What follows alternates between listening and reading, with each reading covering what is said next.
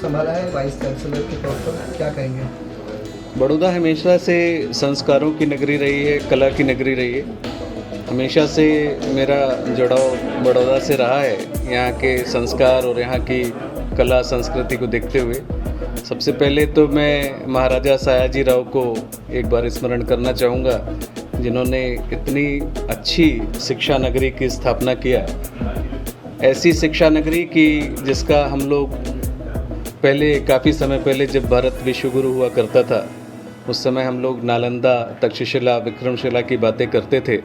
मेरा ऐसा मानना है कि ये उस समय का नालंदा, तक्षशिला और विक्रमशिला है। इतना बृहद रूप इस विश्वविद्यालय का है। निश्चित तौर पर आने वाले समय में मेरा ऐसा प्रयास होगा कि आप सबके साथ और सहकार से इस विश्वविद्यालय को फिर से उन्हीं ऊंचाइयों तक ले जाएं। हम लोग विश्वगुरु का जो दर्जा पाना चाहते हैं, उसमें निश्चित तौर पे एमएस यूनिवर्सिटी बड़ौदा का एक अहम योगदान रहे, ऐसी मेरी आप सभी से अपेक्षा है। और सारे जो भी यहाँ के पदाधिकारी हैं, उनसे भी मेरी यही अपेक्षा है।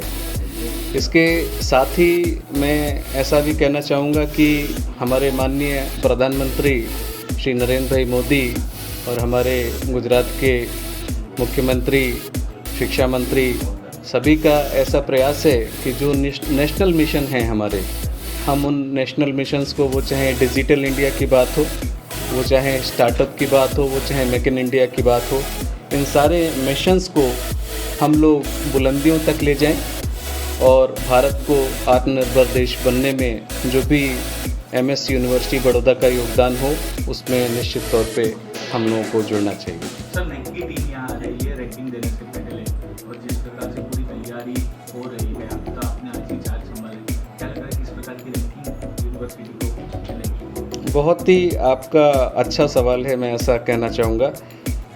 आज के समय में केवल शिक्षा ज़रूरी नहीं है, आप कैसे क्वालिटी एजुकेशन देते हैं वो एक बहुत ही ज़रूरी विषय है। शिक्षा के साथ संस्कार कैसे देते हैं वो भी एक बहुत अहम मुद्दा है।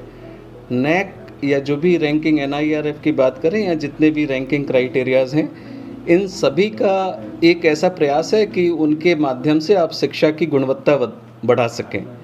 और निश्चित तौर पे जैसा कि आपने बताया, नैक की टीम यहाँ आने वाली है।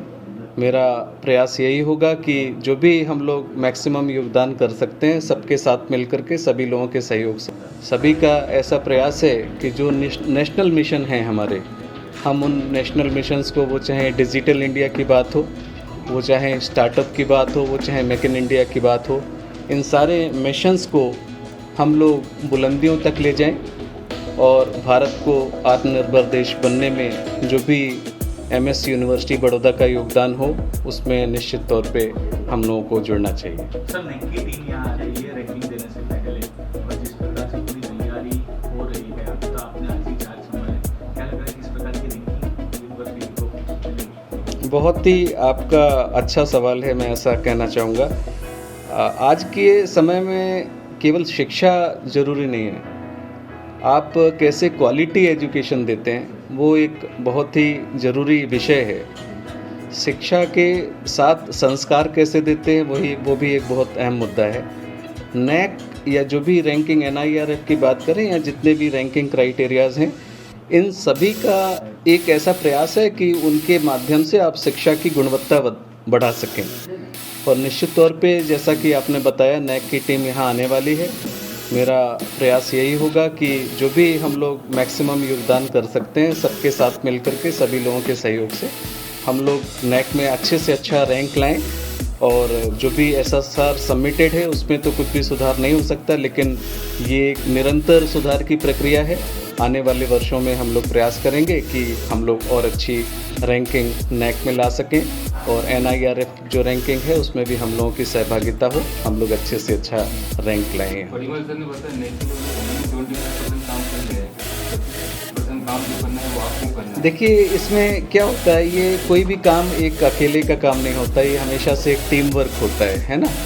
तो मैं भी उस नेक टीम का एक हिस्सा हूँ, छोटा सा एक मेरी भी सहभागिता उसमें रहेगी। जो भी हो सकेगा मैं मेरे स्तर से निश्चित तौर पे जो भी ज़्यादा से ज़्यादा अच्छा प्रयास हो सकेगा वो मैं निश्चित तौर पे करूँगा। एमएस यूनिवर्सिटी में बहुत सारी जगह खाली है, रिक्रूटमेंट के लिए अपनी तरफ से क्या प्रयास हैं? अभी आज मैं पदभार ग्रहण कर रहा हूँ, थोड़ा सा मुझे सोचने समझने का मौका दीजिए।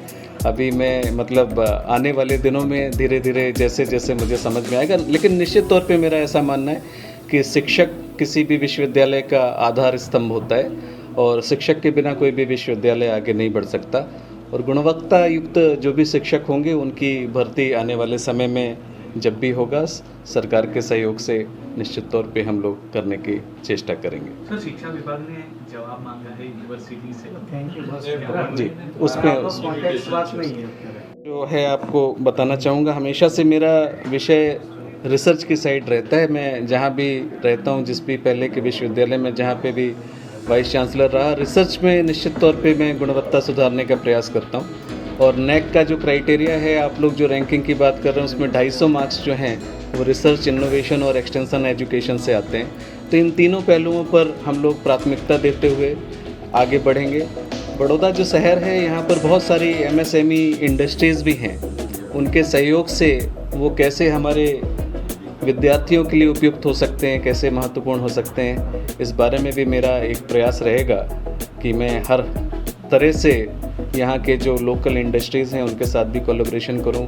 फॉरेन की जो इंटरनेशनल यूनिवर्सिटीज़ हैं उनके साथ भी कोलैबोरेशंस करके, एमओयूज़ करके, क्योंकि एमएस यूनिवर्सिटी एक बड़ा नाम है और इसको हम लोगों को जो भी जितना हम लोग आगे ले जा सकें, ऐसा आप सभी के साथ और सहकार के साथ मैं आगे बढ़ना चाहूँगा।